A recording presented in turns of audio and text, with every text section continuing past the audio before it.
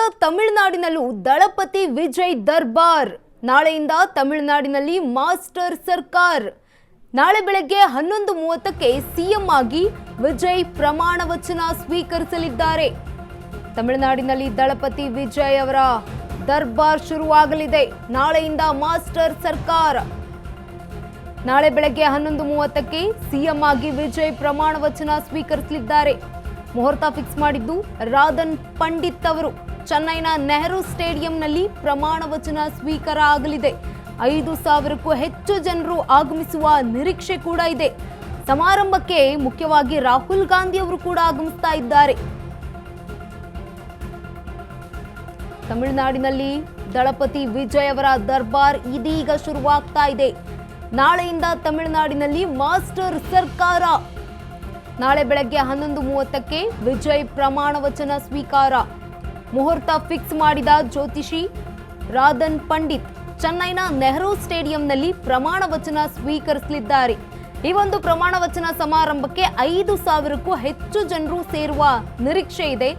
ಜೊತೆಗೆ ರಾಹುಲ್ ಗಾಂಧಿ ಅವರು ಕೂಡ ಪ್ರಮಾಣ ವಚನಕ್ಕೆ ಆಗಮಿಸಲಿದ್ದಾರೆ. ತಮಿಳುನಾಡಿನಲ್ಲಿ ದಳಪತಿ ವಿಜಯ್ ಅವರ ದರ್ಬಾರ್. ನಾಳೆಯಿಂದ ತಮಿಳುನಾಡಿನಲ್ಲಿ ಮಾಸ್ಟರ್ ಸರ್ಕಾರ್ ಆರಂಭ ಆಗುತ್ತೆ. ನಾಳೆ ಬೆಳಗ್ಗೆ 11:30ಕ್ಕೆ ಸಿಎಂ ಆಗಿ ವಿಜಯ್ ಅವರು ಪ್ರಮಾಣ ವಚನ ಸ್ವೀಕರಿಸಲಿದ್ದಾರೆ. ಮುಹೂರ್ತ ಫಿಕ್ಸ್ ಮಾಡಿರುವಂಥದ್ದು ಜ್ಯೋತಿಷಿ ರಾಧನ್ ಪಂಡಿತ್ ಅವರು. ಚೆನ್ನೈನ ನೆಹರು ಸ್ಟೇಡಿಯಂನಲ್ಲಿ ಪ್ರಮಾಣ ವಚನ ಸ್ವೀಕರಿಸಲಿದ್ದಾರೆ. ಸುಮಾರು 5,000ಕ್ಕೂ ಹೆಚ್ಚು ಜನರು ಈ ಒಂದು ಪ್ರಮಾಣ ವಚನ ಸ್ವೀಕರಿಸುವ ಸಂದರ್ಭದಲ್ಲಿ ಭಾಗಿಯಾಗುವ ನಿರೀಕ್ಷೆ ಇದೆ. ಸಮಾರಂಭಕ್ಕೆ ಈಗಾಗಲೇ ರಾಹುಲ್ ಗಾಂಧಿ ಅವರು ಕೂಡ ಆಗಮಿಸಲಿದ್ದಾರೆ ಎನ್ನುವಂತಹ ಮಾಹಿತಿ ಲಭ್ಯವಾಗಿರುವಂಥದ್ದು.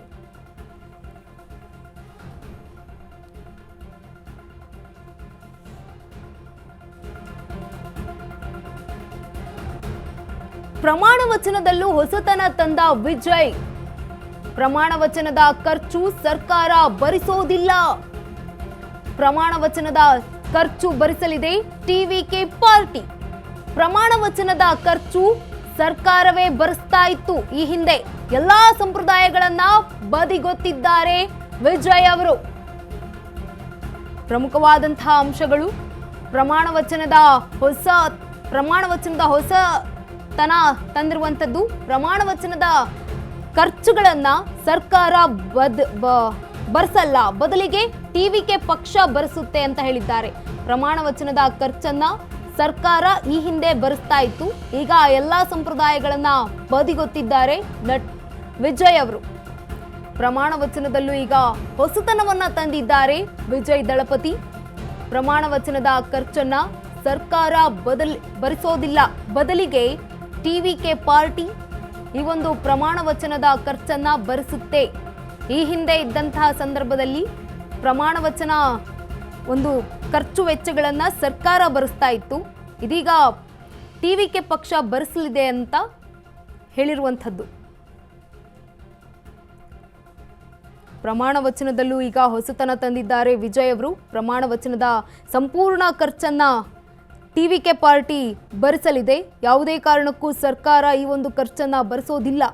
ಪ್ರಮಾಣ ವಚನದ ಖರ್ಚು ಸರ್ಕಾರವೇ ಈ ಹಿಂದೆ ನೀಡ್ತಾ ಇತ್ತು, ಖರ್ಚು ವೆಚ್ಚಗಳನ್ನ ನೋಡ್ಕೊಳ್ತಾ ಇತ್ತು. ಈಗ ಎಲ್ಲಾ ಸಂಪ್ರದಾಯಗಳನ್ನ ವಿಜಯ್ ಅವರು ಬದಿಗೊತ್ತಿದ್ದಾರೆ.